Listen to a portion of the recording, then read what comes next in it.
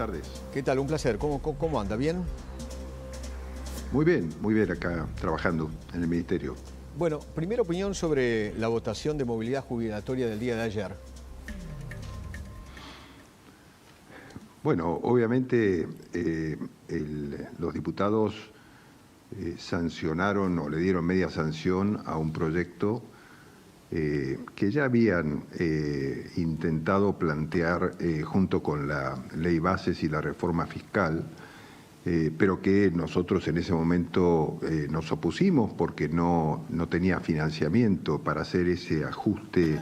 O sea, lo que hizo el Gobierno Nacional, y lo planteaba también en la Ley Bases, era establecer una fórmula de ajuste jubilatorio a partir del índice de precios al consumidor, y hizo una actualización por el mes de enero y había un desfasaje, según planteaban los diputados, de un 8%. Lo que han hecho ahora es tomar ese 8%, pero que no tiene financiamiento. Ese había sido el motivo por el cual el gobierno, el Poder Ejecutivo, en la discusión de la Ley Bases, había dicho que no estaba en condiciones de hacerlo. Bueno, ahora los diputados le dieron media sanción. El presidente creo que ha sido suficientemente claro en que si esto se convierte en ley luego en el Senado, lo va a vetar. Y yo creo que lo importante aquí es tener claro que, aunque los diputados quisieran insistir con los 2/3 de los votos, lo que el gobierno tiene claro que esto de ninguna manera va a impactar la decisión firme del presidente de la República de mantener el déficit cero. Si esto finalmente sucediera, lo que dicen algunos diputados que puede suceder, de insistir con 2/3 ante un veto del presidente, claramente lo que va a hacer el gobierno nacional es cortar otras partidas para poder financiar lo que salga en esa ley, ¿no? En su momento, digamos, si pasara esto. Perdón. A mí me parece que... Perdón. Sí. ¿Qué partidas podrían llegar a cortar? No, las que aparezcan de todo tipo, digamos, ¿no? Obviamente lo que el gobierno no va a hacer es correrse un centímetro de lo que ha establecido como prioridad el presidente, y es lo que está generando una baja abrupta de la inflación, ¿no? La verdad es que yo hoy señalaba en una información que hice trascender que lo fundamental para un gobierno es tener responsabilidad fiscal, es saber que lo que gasta tiene recursos, tiene ingresos. No estamos viviendo en el pasado cuando todo se solucionaba con endeudamiento o emisión, ¿no? Digamos, esa etapa está superada. Y yo contaba el famoso caso de las pensiones por invalidez, ¿no? Claro. Es un caso que es increíble, porque cuando uno analiza el desarrollo de las pensiones por invalidez en la Argentina, en el año 2003, comienzo del kirchnerismo, había 75.000, poco más o menos, no me acuerdo el número exacto, pero ese era... Creo que eran 79. Sí, esa era la cantidad total de pensiones por invalidez en el país. Resulta que de golpe la Argentina se ha convertido en un país con un número de inválidos increíble. 1.215.000. Impresionante. Le agradezco, Eduardo, que me recuerde los números justos, ¿no? Entonces, en ese periodo en que, salvo el periodo del presidente Macri, donde no se movió un ápice la cantidad de jubilaciones por invalidez, después durante todo el resto del periodo en que fue ejercido por el kirchnerismo, el gobierno, las pensiones crecieron esa enormidad. Ahora, ¿qué significa eso? Significa que hoy el país tiene que dedicar 3.000 millones de dólares anuales para pagar pensiones por invalidez. Pero eso no es lo peor. Lo peor es que hemos hecho una evaluación de 3.000 casos de pensiones al azar otorgadas por invalidez en distintos lugares del país, y ahí se ha detectado que el 80% no correspondían, sobre 3.000 casos, ¿no? O sea, si uno extrapola eso a la cantidad de pensiones que se otorgaron en todo este periodo, quiere decir que estamos pagando 2.400 millones de dólares más a gente que no lo requería. O sea, usted quiere decir que hay pensiones, estas son las cosas. Pensiones por invalidez truchas en este país, han truchado.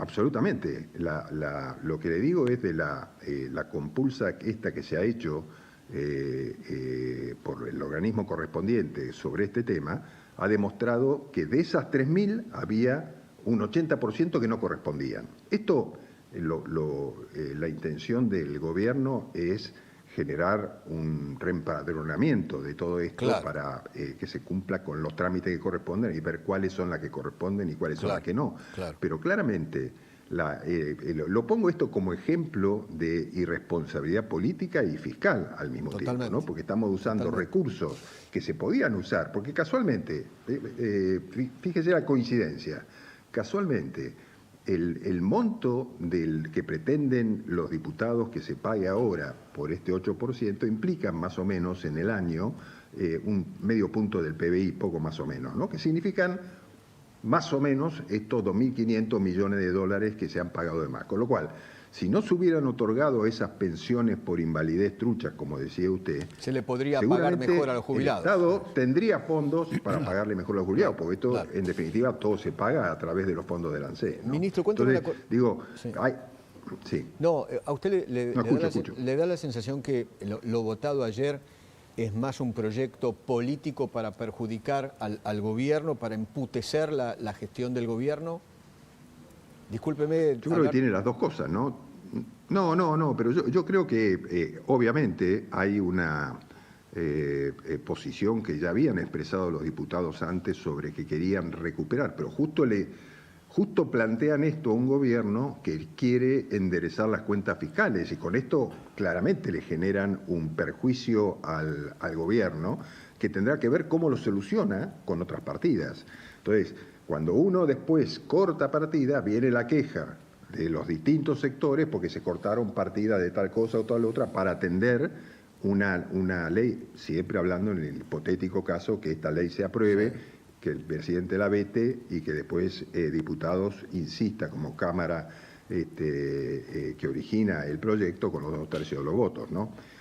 O el Congreso, en definitiva, que es el que tiene que aprobar con los 2/3. Entonces yo digo, me parece que lo que debiera primar en este momento en que todos los argentinos estamos haciendo un gran esfuerzo por mantener las cuentas públicas en orden, poder cumplir el presidente con el objetivo al que se comprometió en la campaña electoral, que fundamentalmente fue el primero de todos, fue bajar la inflación, y para bajar la inflación hay que terminar con el déficit fiscal, y lo está cumpliendo a rajatabla. Mire que acá hay pedidos, recibimos pedidos permanentemente para poder habilitar partidas, etcétera, etcétera, y hemos sido casi una máquina homogénea del gobierno manteniéndose dentro del déficit cero, ¿no? Así que yo digo, para llevar un poco de tranquilidad a los mercados, porque yo escuchaba el comentario que ustedes estaban haciendo previamente sobre que el nerviosismo de los mercados venía por el riesgo país y el nerviosismo en general venía porque parecía que podía alejarse el gobierno del déficit cero y eso no va a pasar. Así que si ese es uno de los motivos principales, digo, quédense tranquilos, el déficit, como dijo el presidente, va a ser cero durante todo su gobierno y va a ser lo imposible por mantenerlo en esos términos, ¿no? ¿Por qué el presidente llamó a los que votaron ayer en la Cámara de Diputados degenerados fiscales? ¿Por qué? No, bueno, porque a ver, no tomemos eso como un agravio, ¿no? Lo que quiere decir el presidente es que... Un mimo no fue, la verdad.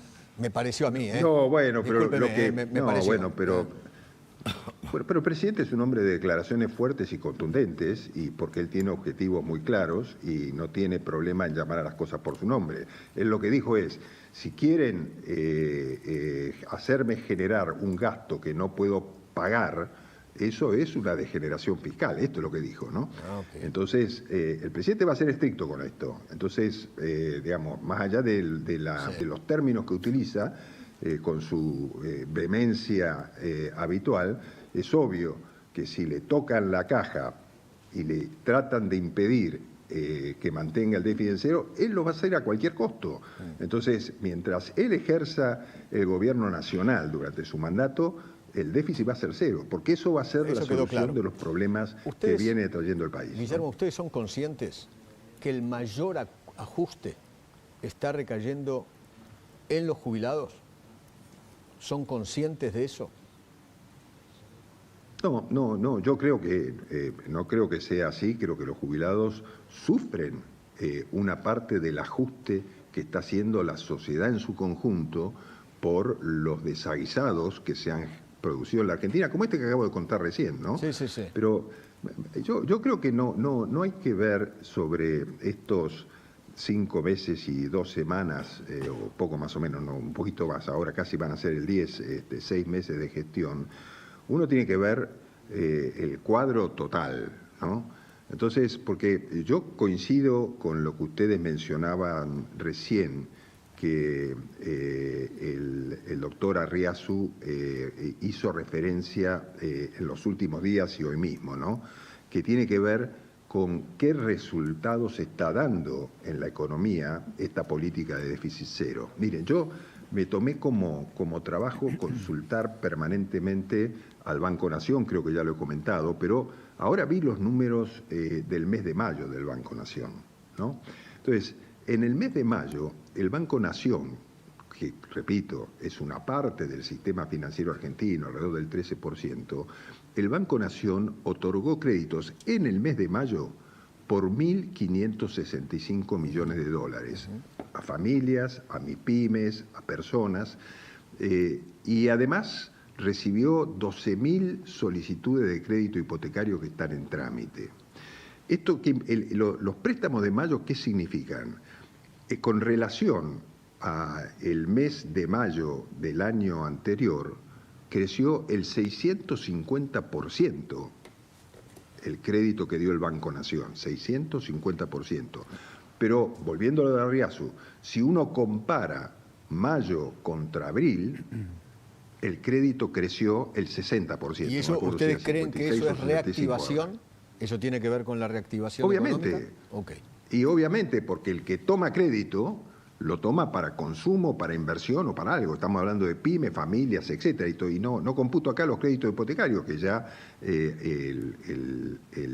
12.000 y pico de solicitudes que tienen están, por supuesto, en trámite, pero el Banco Nación tiene un programa de 4.000 millones de dólares para dar en préstamos hipotecarios, para refacción, construcción, compra de viviendas. Con lo cual, insisto, tomo esto solamente como un dato de un conjunto que es mucho mayor, porque el sistema financiero es mayor que el Banco Nación. Pero digo, son datos que nos da la economía. Yo pido permanentemente saber cómo va operando la gente con relación al crédito. Porque, Eduardo, una vez más, cuando el Estado se retira del mercado financiero porque no toma crédito interno, entonces toda esa liquidez que tienen los bancos, que antes se pagaban, se ponían en el LELIQs, entonces tarea fácil de los bancos, le prestaba al Estado, cobraba una tasa y el Estado tomaba toda la liquidez del sistema financiero. Eso no pasa más, con lo cual hoy los bancos están líquidos y tienen que prestar.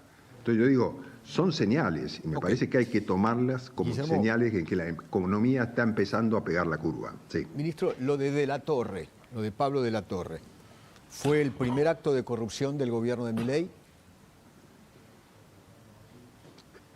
No, yo no lo pondría como un acto de corrupción porque es un tema que... Pero fue denunciado por la propia ministra ante la justicia, ¿no? Bueno, como un hecho ilícito. Porque cuando la justicia, cuando la ministra recibe una información sobre unos contratos de personal, hizo una presentación en la oficina anticorrupción y de la oficina le dijeron que tenía que presentarla a la justicia. Entonces la ministra lo que hizo fue cumplir con su deber de funcionario público. Ahora, no es ella la que tiene que decidir si esto es un acto de corrupción o no, por sino supuesto. la justicia la que tiene que resolverlo. Okay. Le agradezco infinitamente. Gracias, Guillermo. Chao, Eduardo, hasta luego. Gracias, buenas noches. Gracias, buenas noches. ¿Seguimos con la ronda? Sí, señor. Después les voy a mostrar, porque me quedé